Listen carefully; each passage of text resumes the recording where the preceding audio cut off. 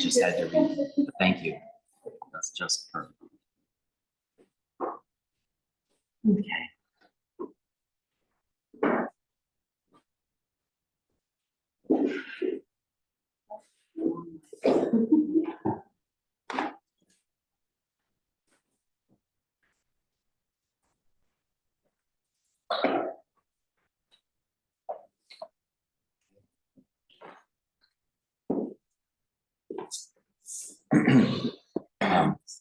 All right, guys.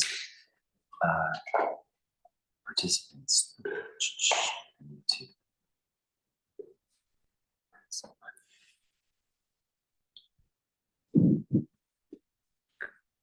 Switch to so it claims that there's one other participant, but I don't see them. Oh, there she. Oh, there she is. Hi. Okay. Hey. Good to see you. So I was thinking about this story. Well, put it this way, so we came in this direction. There's a very famous story in I guess you'd call it like yogic lore civilization, but I was reminded of it because I read a story. It was someone else was repeating a story of this very interesting. It's that weird news anecdote from, I think it was in New Zealand, not several years ago, but it's like a tour bus. The tour bus's crew was making its way around, and there was a rest stop along the way. And apparently one of the passengers, one of the participants, got off the bus, and she had decided while she was in this rest area that she would change, and she changed her clothing and got back on the bus. But for whatever reason, her change in clothes made it so that the other passengers didn't recognize her. And other passengers on the bus, I mean, they were all mostly strangers to each other, became so concerned that they, were asking, well, do you know, like, there's this Asian woman in dark clothes, and was she, have you seen her? No, have you seen her? The woman who had gone out and changed did not recognize this description of herself, right? So you had changed, so she thought it must be somebody else that they were looking for. And they started a search party, and this woman participated in the search party, not recognizing that in fact it was referring to her. Anyway, so in this story, it became quite a big thing. The police were called. It turned into like pretty much most of the night. They were starting to organize. There would be the equivalent of whatever state authorities were going to come in and help with this search. And then somewhere in the middle of the night, the story goes that around 3 in the morning, the woman suddenly realized that it was her that they were looking for. And then, of course, it was called off. So this is, it's a super interesting and kind of funny and weird story. It is verbatim the story that is in this body of literature called the Upanishads. You guys have heard of the Upanishads. So the Upanishads are the part of the so-called the Veda, which is the sacred lore and of both ritual. But this is the knowledge component, it's the philosophical, metaphysical component of the Vedic lore and tradition. And much of what we do in yoga is informed with the philosophies and along with the Buddhist philosophies, but there's a great deal of overlap between the two. In that version of the story, which is told by the great philosopher Shankara, who lived in the 8th century in India, who was the master sort of, even though he was writing 1,000 years after the time of the Upanishads and their composition, or maybe even longer, is known very much for his systematic organizing of the philosophical importance and the message of the Upanishads. And one of the key messages in the Upanishads is that the way that we exist in the world as alienated individuals, we do not recognize, because of ignorance, that we are in fact deeply interconnected, or we are one with all things. This is like where the cliche of "we're all one" comes from. Literally all one. And the way that that is described, the language that is used in order to make that relationship clear, at least in the context of the Upanishads, is they talk about how the true nature of the individual, which transcends what you just think of yourself, transcends personality, it transcends your body, it's the soul, and that is what they call the Atma. You've heard this word. Have you heard this word? And it's a Sanskrit word that just simply means self. It is not necessarily a loaded, theological word or anything, but it comes to mean, in the context of the Upanishads, this self that is not the self that you and I are familiar, that we think of ourselves. We think of ourselves as a discrete, person with all sorts of, with a personality and a sense of history and so forth. But that's not according to the Upanishads what we really are. What we really are is this ultimately transcendent self. We don't recognize that in this picture, in this telling of it, out of ignorance. That ignorance, where our sense of perspective, our subjectivity is always directed outward. We're always searching and identifying the world as something that is fundamentally different from us.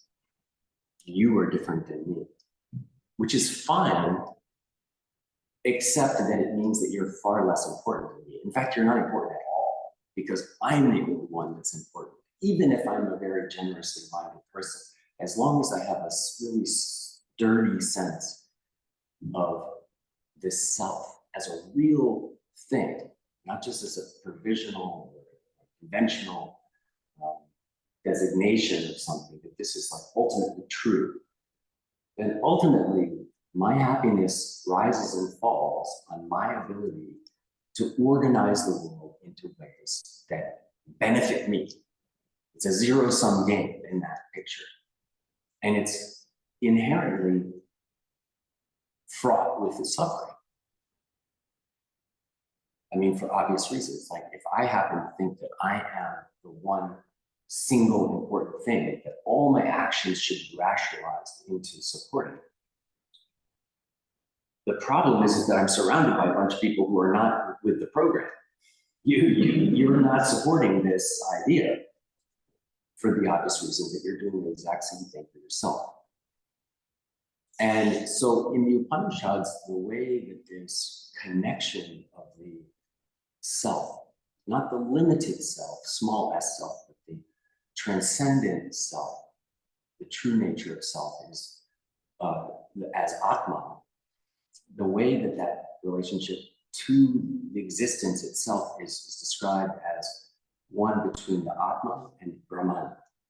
Now, this is not the god Brahma. You've heard in Hinduism, you've heard of the god Brahma, who's sometimes called the creator god. No, this is an impersonal base of reality or existence called Brahman, that the Upanishads talk about over and over again. Brahman is the ultimate, it is the real, it is the transcendent, it is beyond description. Even like God as a personal thing that you could relate to, that's from Brahman. Everything is from Brahman. And the way that sometimes it says, Brahman, the only thing that you can narrowly say about it is that its sound is Om. Later in the schools of the interpretation of the Upanishads, which Shankara is famous for,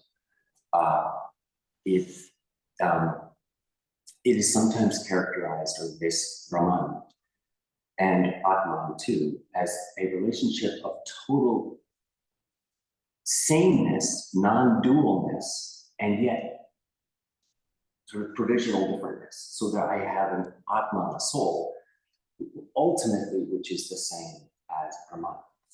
And sometimes then that is characterized in these later schools of interpretation called Vedanta, You heard the term Vedanta. Vedanta is a school of thought in India, which means, but doesn't come about till a lot later than the Upanishads. So if you read ever a book by the Shivananda organization or Swamis, anything coming from a modern Hindu teacher will talk about schools of thought according to Vedanta, and there are different schools, but it basically means the interpretation of this Upanishad teachings, which themselves are not systematic philosophy, they're stories. They're like dialogues between a guy and his wife, or between a bunch of friends, or between a father and a son. It's very, very intimate.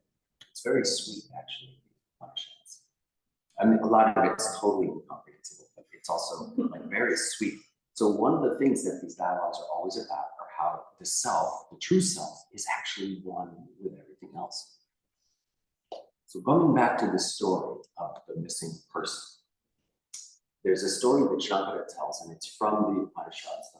He quotes it, I don't know where it's from. And he says that the boy who's part of what they call a Gurukula, which means that there's a younger Brahmins. Let's just think of them as Boy Scouts, right? And it's like a group of them, and they have a scout leader. And the scout leader is, assigned to this boy, one of the boys, to like be in charge of getting these 10 boys across a river. He's responsible, right? So they manage to get everyone up there. Everyone goes across the river, and then they do the head count, like buddy count. And he's in charge, right? And he's like counting them up, and he only counts 9. And the fear sets in. The terror, that a boy has gone missing on this, and chances are like in the river missing, So he counts again, and he counts again, and he cannot comprehend what's going on here. I cannot, what's happened to this other boy. And then one of the littlest kids there just points to him and says, Master, you're the 10th. And this moment of going from total unknowing to knowing, there's no intermediate moment there. It's not like he learned stuff and gathered more information, investigated it in different ways. There was a fundamental moment of going from total ignorance to total awareness of something. And obviously very similar to the story of the young woman, So when awareness comes, then it's like you're calling off the search, right? You can call off the search because the search was based on a false premise in the first place.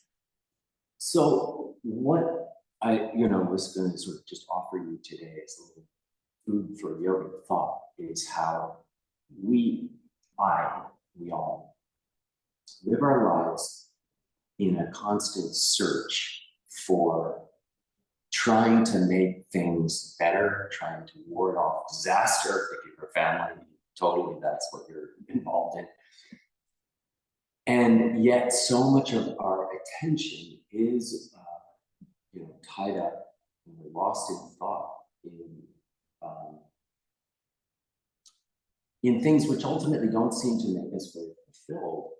And one way that you might look at that is that, well, we're trying, the basic premise of what we're doing, it's the premise, right, is that we're going to fill our lives, we're going to populate it with only really things that make us happy, the things that we like.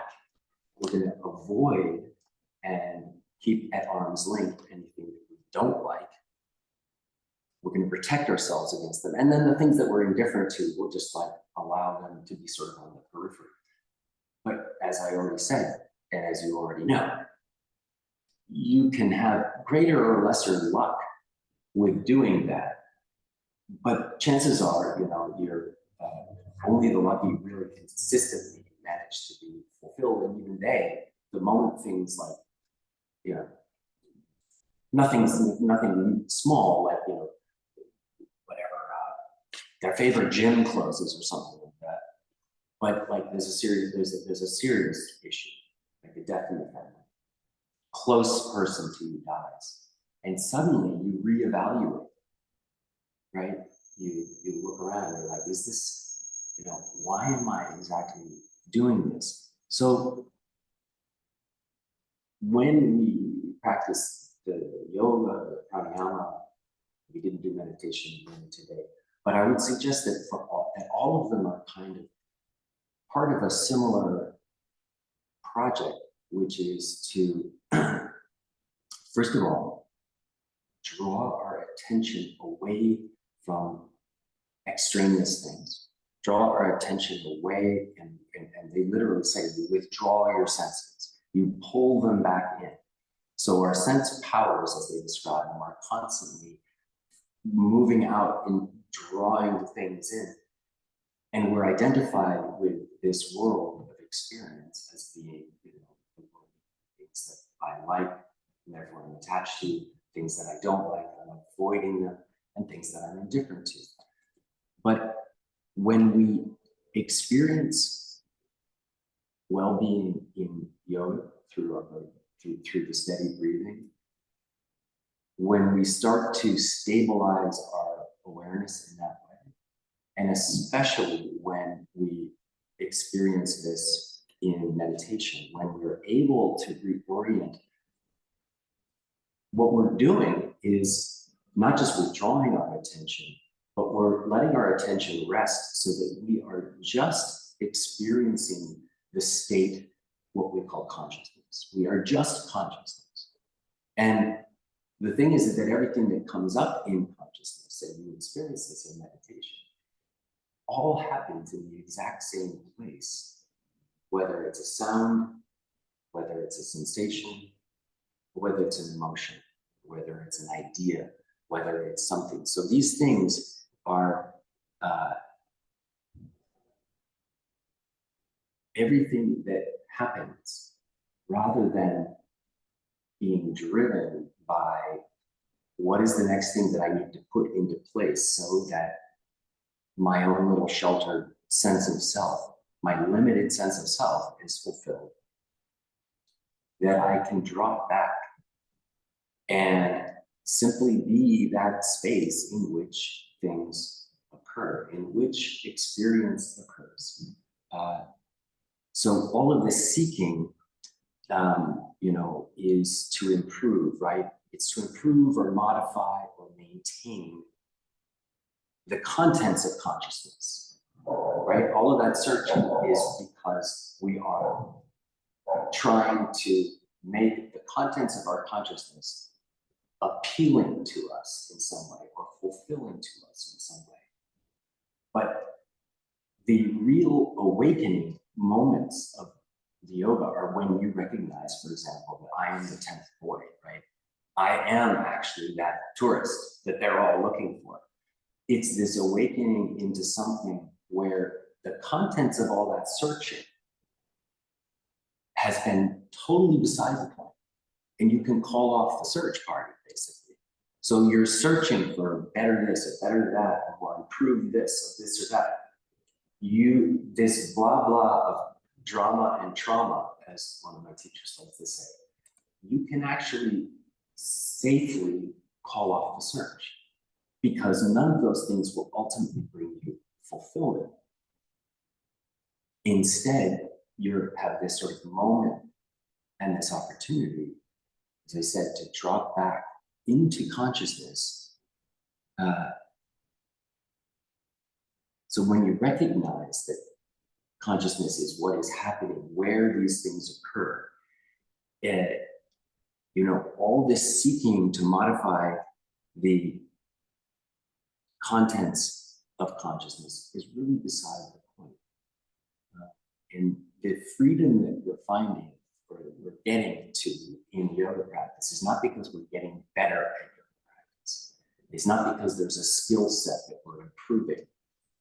Arguably, I think it's that we're learning to just be, to just do nothing, to be still and to be stable and to just do nothing. So this freedom is not a change in the contents of experience. It's an ability where, if we have a skill set, I will say, there's one one skill set, which is the ability to recognize. It's a recognition of the context in which experience takes place. The context in which experience all happens is just awareness. It's just consciousness. It's just this arising and then disappearing.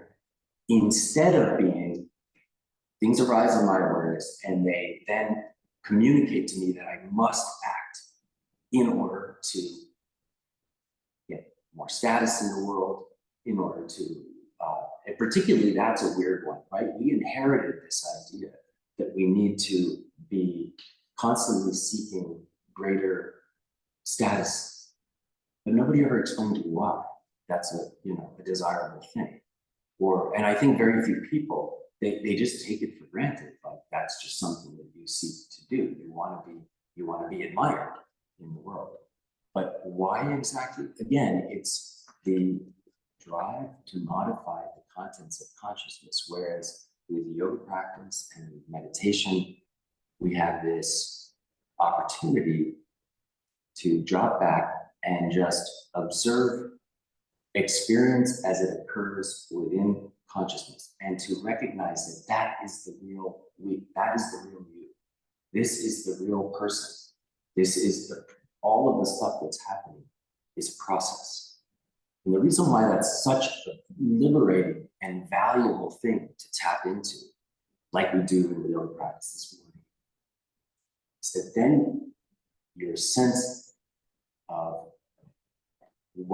of your actions, how you act in the world, becomes much more along the lines of, I am aware, I recognize consciousness as this basic state of existence, and that's complete in itself. It's fulfilled already. So since it's fulfilled, what else have I got to do but be kind and extend myself to others and reach out and help others? Because you're not so busy trying to create more status, to get a better job, to get a better partner. So thoughts and intentions and moods, emotions, sensations, perceptions, and everything is just simply appearing in our experience. And this is the key parts of the transition that I'll leave you with, is that this flow of experience that we're having, we identify so strongly with that flow of experience, the things that I like, the things that I don't like, the things that I'm attached to. But in fact, once we start to, the reason why, again, I suggest to you, the reason why there's a sense of contentment in our yoga practice is because we let go of this premise that there is a you, a real you, that's in that flow of experience, that this contents of consciousness somehow contains a self.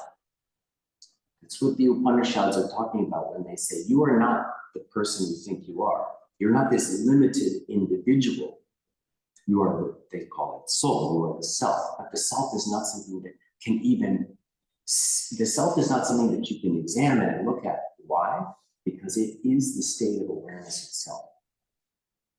And when you turn and you try to find that state of awareness, it's like a dog spinning and chasing its tail. It keeps turning to see where is the POV, where is the perception coming from?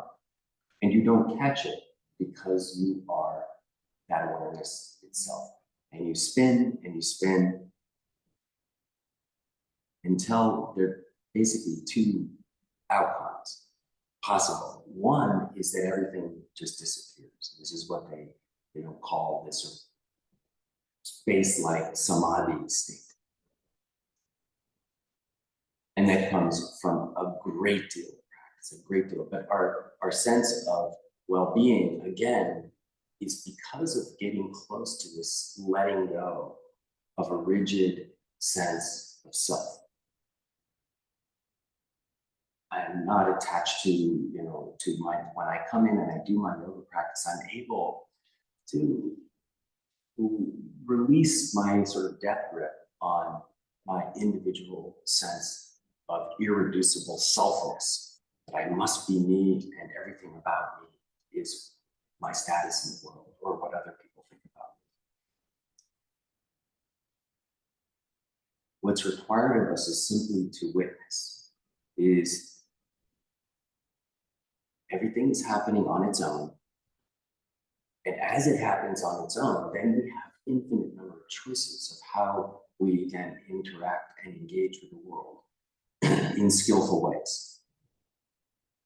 This is why in the whole yoga project, you've got not only this recommendation for getting into this deep states of stable awareness, but also ethical guidelines too, right? How you would want to interact in the world, acting with generosity, patience, tolerance, and so forth. Because all of the afflictive negative emotions that we experience are as a result of desperately trying to fulfill this self, this sense of self, not like the small, not the Atman, but the opposite of the Atman, not even the opposite, a very small little sort of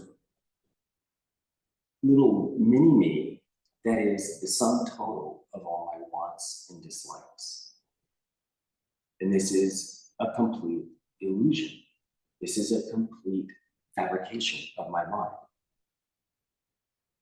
If we were to sit in meditation and we would start to find and examine and look, like, where is this sense of me that is so strong? And it is strong. Like anyone who says, like, I don't really believe like I have an ultimately existing self. Sit down and try to imagine the last time that somebody falsely accused you of something and see how powerful your sense of self will emerge. So there's so many different approaches, of course, that we're taking in the yoga. The one that I'm talking about is particularly, or sort of alluding to more than anything, is this experience of that comes about when you truly allow yourself to drop back, and instead of being identified and attached to the contents of experience, just allowing yourself to see that the experience is happening, and I don't need to have any particular reaction. If someone speaks harshly to me, for example, what are the different options there? There are options, actually. For most people, there are not. And the reason there are not options is because somebody treating you in a certain way comes with certain behavioral imperatives that I must respond in this particular way, either to defend myself or to defend, I think I need to defend somebody else. All of that, though, is driven without pause, without a moment's hesitation, and without any consideration of what would be the most skillful way of handling some circumstance that you're in. We want to sit back and be with this. That doesn't mean inactive. That doesn't mean inattentive. That it means that you are you're reclaiming this most precious of all resources, which is your attention. Your attention, even more so than your time, because you can kill time. You can completely waste time, right? You could give it to somebody and it would be like a total waste. Your attention is gold. It is beyond gold. It's priceless. So what we're working on in our yoga practice, and why it is so valuable to do, and I hope that you continue to do it, and I hope that you find ways of extending it into some form of meditative practice too. But most important, what it's doing is it's allowing you to reclaim your attention. And then that would be, the big question, if we're going to teach anything like in yoga, it would be beyond the basic technique. That's fairly easy to do. I hate to say it, it's like a trade secret. Teaching yoga is easy because all you have are a bunch of little techniques. You breathe like this, you move your body like this. what's really challenging, what's really hard, and hopefully happens in a yoga center, but might not, is giving you guidance, giving us guidance in like how you then take that reclaiming of your attention and applying it, integrating it into your life. What do you do then? I think that there's a certain sense in which reclaiming your attention so that you're not constantly being like, you're not misallocating your attention. Like something really important is maybe an interaction with a child, which you really should attend to, and yet you're preoccupied with something to do with college football. I mean, I don't think in this group probably as much. But anyway, so there are certain choices that you could be making. And that's, I think, not only doable, for us, not only very much achievable, like even the moment you walk out the door, but it's not only just achievable, so it's not like you're setting the bar so low. This itself is an incredible achievement. And I think life transforming, because the difference between being distracted among your family, friends, or people that you don't like, and actually being able to tune in and say, okay, I'm having this negative reaction. It's arising in my experience because I don't like this person. I'm looking at some use for that. I like it. But I've imagined that I don't like it, right? And I don't like it because it threatens something about me. But instead of feeling it like this is something that I have to get the hell away from this person, or I have to become combative with this person, is when I'm able, through yoga, through meditation, as a skill set, watching that feeling of dislike arise in my experience, right? Because that's all it is. It rises in my experience. It's a pattern of energy that I'm feeling in my body. It tells me to do things, but I don't need to do them necessarily. I'm just able to observe it. Once I'm able to observe it, that strong sense that I am in that experience somewhere, the sense of me, is indelibly built into my dislike for Serena. Once that's gone, I've called off the search party, right? I'm no longer looking for me in that experience because I'm not there. It's a false search. The search can be called off. Oh, that's, you're behaving in such a way that's really difficult to deal with. I have some compassion for you for being, that way. I can bring compassion skillfully to that situation, but I can act is more the point. Not that I need to be passive and walk away. Maybe I will intervene. Maybe I will, that's like this is kind of the last thing that I'll say, but there's this idea that somehow, when you do yoga and you start to think about yogic ethics, that it always, like, nonviolence means, because there's a ahimsa, right? It's this ideal of as part of yoga practice. Very much true in Buddhist context. But in both the Patanjali yoga tradition and in the Buddhist tradition, they don't say you should be nonviolent. What they say is when you disengage from hostility, your reality changes. Your reality presents itself in an entirely different way. And so what they're saying is that you are what you think. If I'm thinking that I'm surrounded by enemies all the time, they will be there, very much so. And so by engaging with difficult people and circumstances in more skillful and open, compassionate ways, they actually stop being there. They actually magically start to transform and evolve. And it's a constant it would be a constant. It's a constant dance, a constant, thing. That's why, heavy duty meditators, they go away and meditate in a cave for 12 years because people are too difficult to deal with, right? But this is where the really powerful yoga practice will happen. I think the really challenging stuff, really interesting stuff. So sit back, be a witness, engage in your yoga practice with a sense that you can call off the switch. You don't need to work everything out at all. You don't need to work anything out. You don't need to do anything because there is no you doing those things. But at the same time, it suddenly offers you options for being a skillful person, an engaged person, who's guided by basic guidelines of, I want the best outcome for this here, whatever it is. That's all. Okay. I think that's what we have time for. Thanks, guys. Thank you for coming. Bye. Bye, Ellen. Thanks so much.